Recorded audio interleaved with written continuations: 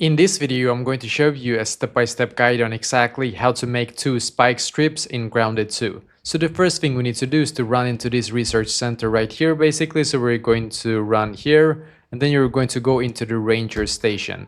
And then you're going to click on the science shop, and we need to buy the spike strip right here. So you're going to buy it here. And now when you have bought it, then we can actually go back and we can start building the spike strips now. So I'm just going to go back here.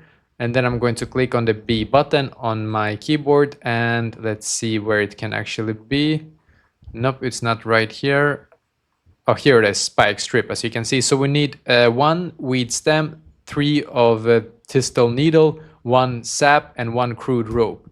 And by the way, this one weed stem, you will be able to get it from chopping down dandelion, I think it's called, just so you know.